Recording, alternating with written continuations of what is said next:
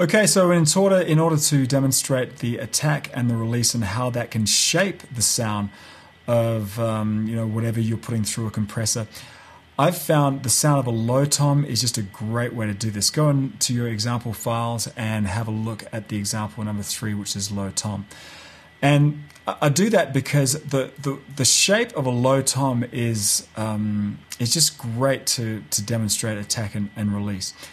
It's long enough that we can really play around with this tail and start to shape the sound of this low tom. So you can see that there's really there's two parts of a low tom sound. The first part, which is the initial transient, it's the sound of the stick actually hitting the head, and then after that, then there's that round tone of the shell resonating after that tom hit. So let's actually have a listen to this.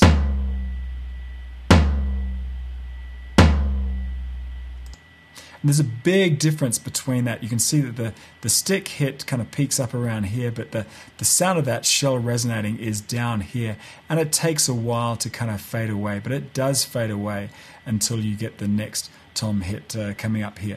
So I'm going to do some fairly aggressive, whenever I show you these examples and I get very aggressive with these ratios and lower threshold, it's really just to kind of give you an idea of what's going on, and then you can back away from there.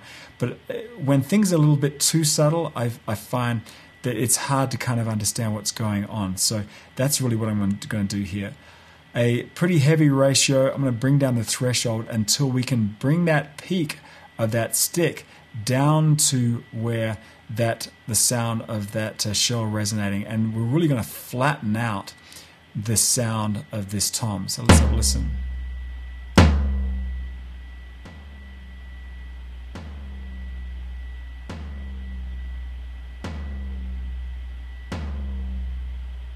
So you can see now it all kind of lives down here, and we can put the makeup gain to bring that up.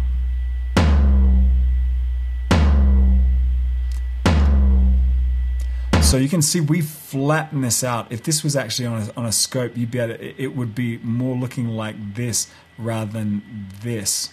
And so now we're going to start playing around with this attack.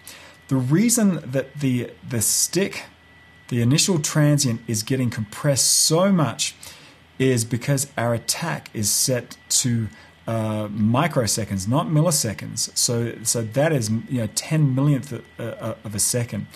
And so what that means is that the detection on a compressor is always pretty fast. I mean, it really depends on whether it's detecting an RMS or peak. We'll talk about that later. But it's typically very fast. But the attack is how fast is this compressor going to start squashing this down once it's detected that threshold has been passed. So if I start bringing this guy up, then here's what's going to happen. It's going to go past that threshold, but the amount of gain reduction is going to take this amount of time.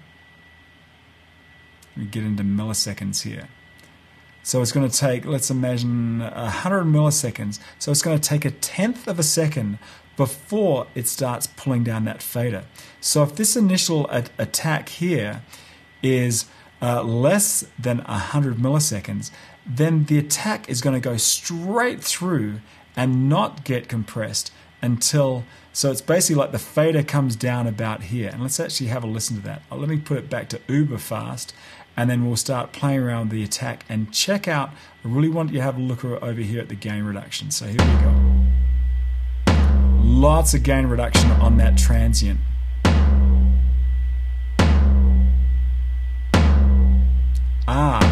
Do you hear that smack? There is no smack right here. But as we start getting a little further, then you can start hear that stick sound, right? We're hearing more and more of that attack sound until we hear just a ton of it. And then now we'll probably be going to peaking because we're doing so much gain, makeup gain, and all of that initial stick is getting through. So that's mashing, absolutely smashing the initial transient. of that transient is starting to come through, and that's really coloring that sound. Do you hear how that's just sounding a little sweeter at the very beginning, and then of course right here the whole transient comes through. So your job here with the attack is to set it. If it's set too slow, then the entire front end of that sound will come through. If you set it too low, then it's just going to be smashing the living heck out of that transient. So the question you should always be asking is, how do you want to shape the transients of your sound source? Do you want them compressed like the rest of your signal? Then set a very quick or a short attack time. On the other hand, do you want to highlight those transients? And if so, then set a longer attack time so that they can slip through before the rest of that sound is compressed after those transients. In this example of the toms we were talking about, imagine that you want the toms to cut through a busy mix, then set a slower attack time, and that'll bring that stick noise up. If you want to bring up the boom of the toms in a song like this, maybe in kind of like a drum solo, then set a quick attack time so that the relationship of the stick and the boom sound will be closer, and you can bring up that whole tom sound up. Now, by the way, I would only do this in a very sparse mix when the toms are kind of soloed in the middle of a drum solo, because if you set a quick attack time and bring your toms up to hear them, then it'll suck a lot of low energy out of your mix, and your bass track will have a hard time competing in that busy mix. Now, in a busy mix, play with longer attacks time so that the stick sound will cut through quickly, and the low energy of that tom will be reduced a little bit to start bringing some clarity to your low end. Does that kind of make sense? Now, another example, here's another one. If your vocalist is kind of soft on his or her consonants, having a hard time getting them through the mix, then slow down that compression and let a few of those percussive parts of his or her vocal come through. On the other hand, if your vocalist has a pronounced sibilance like S's and T's, maybe even a lisp, then you might want to tighten up that attack and make it quicker to catch those transients.